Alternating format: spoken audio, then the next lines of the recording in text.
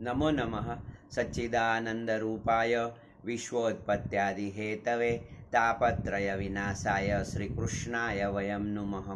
भगवान श्री रमण महर्षि साधकों को अपने साध्य जो आत्मा है तो आत्मज्ञान या आत्मदर्शन कैसे हो जाए उनके बारे में मार्गदर्शन देते हैं। और वो मार्गदर्शन देने के लिए उनका जो ग्रंथ है उसका नाम उपदेश सार है। और बहुत दिनों से हम उपदेश सार के एक श्लोक लेते हैं और उसको समझते हैं। ऐसे समझते समझते हम बहुत कुछ सीखे हैं और जीवन में परिवर्तन आ भी रहा है। ऐसे मुझे जितने भी व्यूअर हैं वो कमेंट सेक्शन में बताते हैं कि हमको कुछ अच्छा मार्गदर्शन भी मिल रहा है। तो चलो हम आगे चलते हैं। उपदेश सार। कर्तुराज्ञया प्राप्यते फलम कर्म किं परम कर्म तज्जडम्। आत्मसंस्थिति स्वात्मदर्शनम आत्मनिर्द्वयात् आत्मनिष्ठता। भगवान रमण महर्षि साधकों को एक सीधा मार्ग बताते हैं।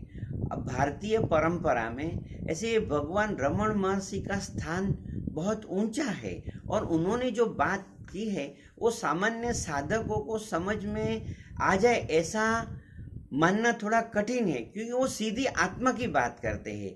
जैसे अभी आपका शरीर है तो शरीर में अन्नमय कोश है, प्राणमय कोश है, मनोमय कोश है, विज्ञानमय कोश है और आनंदमय कोश है। फिर स्थूल शरीर, सूक्ष्म शरीर और कारण शरीर है, फिर आत्मा है। तो जो साधक लोग हैं तो जैसे अन्नमय से शुरू करते, जैसे आसन प्राणायाम करते शरीर से, तो वो जो है अन्नमय कोश हुआ। फिर कोई प्राण साधना करता है तो वो प्राणमय कोश हुआ। ऐसे करके स्थूल शरीर, जो लोग कुंडलिनी की शक्ति की उपासना करते हैं तो कुंडलिनी जो शक्ति है माँ भगवती वो सूक्ष्म शरीर में है तो सूक्ष्म शरीर से साधना होती है। ये भगवान जो है वो सीधी आत्मा लेवल की बात करते हैं। तो ये समझना ऐसे तो सरल है मगर थोड़े अभ्यास चाहिए। तो चलो हम आपको मैं समझाता हूँ। आत्मसंस्थिति स्व आत्मदर्शनम। भगवान बताते हैं कि आत्म स्वरूप में सम्यक स्थिति ही आत्मदर्शन है।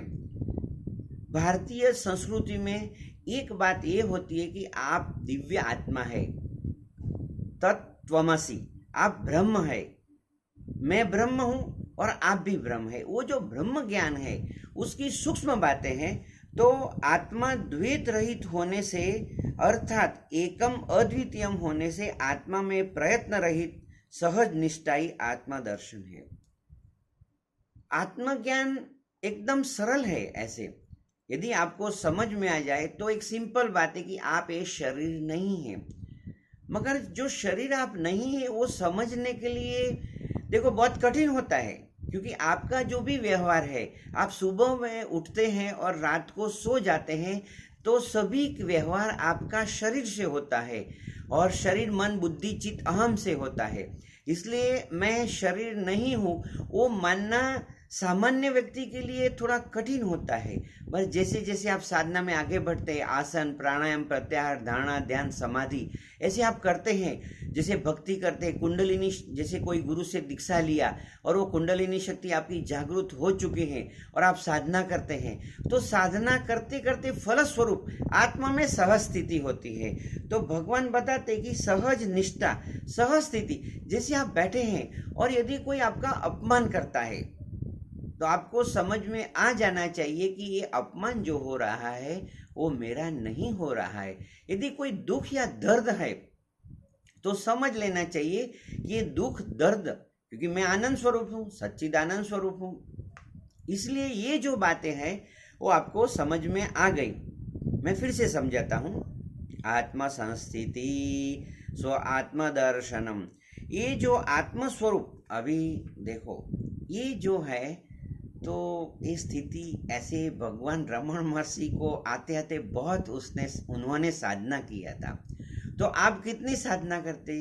ऐसे लोग मुझे पूछते गुरुजी हमको 10-15 मिनट मिलती है और उनमें कोई ऐसी साधना है तो बताइए।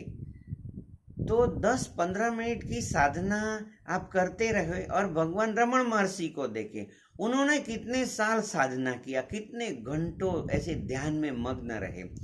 तो आप ऐसे ऐसे मत समझिए कि भाई उनकी जितना उन्होंने किया वो ऐसा करना पड़ेगा। वो उनके मार्गदर्शन से आप चलेंगे, 10-15 मिनट भी रोज साधना करेंगे तो आप उनकी जो स्थिति है वहां पहुंच सकते हैं। वो आश्वासन है, भगवान बताते हैं कि आत्म स्वरूप में सम्यक स्थिति आ जानी चाहिए। तो आपको कैसे मालूम पड़ेगा कि मेरी जो स्थिति है वो आत्मा में मैं स्थित हूँ, और आत्मा द्वैत रहित होने से अर्थात एकम अद्वितीय होने से आत्मा में प्रयत्न रहित सहज निष्ठा ही आत्मा दर्शन है। तो आपको रोज ऐसे मैं बताता हूँ कि देखो शुरुआत करो। यदि आप लोग आते हैं, अभी लोग बताते हैं कि 1 साल से मैं साधना करता हूँ, फिर कोई बोलते हैं 5 साल से साधना करता हूँ, कोई लोग बहुत सालों से साधना करते हैं। तो जो बहुत सालों से साधना करते हैं उनके लिए ये सहज और सरल हो जाता है, पर जो नए नए साधक हैं उनके लिए ये समझना कठिन है। तो उनके लिए मैं एक मार्गदर्शन देता हूँ कि पहले कोई एक मंत्र लीजिए, एक गहरा श्वास लीजिए, फिर ओम नमः ओम नमः ओम नमः, जो आपको जचता है, श्री राम जय राम, श्री राम जय जय राम। श्वास की जरूरत पड़े तो नाक से श्वास लीजिए और ऐसा आप शुरुआत कीजिए। This is the first step. भगवान ज्ञानेश्वर, ऐसे हम लोग जो संत होते हैं उसको भगवान ही बोलते हैं। तो ज्ञानेश्वर भगवान बताते हरि मुखे म्हणा पुण्याची गणना कोण करी। अभी मुखे मणा म्हणजे काय, मनात म्हणू नका। तो अभी देखो, प्रभाते मनी राम चिंतित जावा, पुढे वैखरी राम आदि वधावा। द फर्स्ट स्टेप, यदि आप पहले शुरुआत कर रहे हैं तो वैखरी से करो। ओम ओम ओम नमः ओम नमः ओम नमः ओम नमः ओम नमः ओम नमः ओम गुरु ओम नमो भगवते वासुदेवाय, ओम नमो नारायणाय, ओम नमः शिवाय। ऐसे एक मंत्र लीजिए। This is the first step.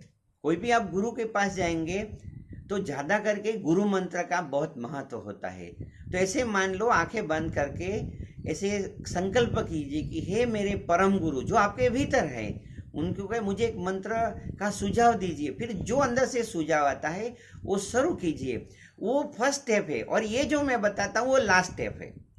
तो पहला और अंतिम, तो अंतिम चरण क्या है अभी आपको मालूम हो गया कि बस आप ऐसे ही बैठे हैं और आपके भीतर मैं देह हूँ वो बिल्कुल नष्ट हो चुका है। ये स्थिति आ जाती है तो भगवान बताए सहज निष्ठा, आत्मा में सहज निष्ठा। उस स्थिति के लिए ही साधक लोग प्रयत्न करते हैं। आपका शुभ हो, आपका कल्याण हो, आपका मंगल हो। May God bless you. आनंद में रहो, मौज में रहो, हर हाल में खुश रहो। Enjoy every moment of the life.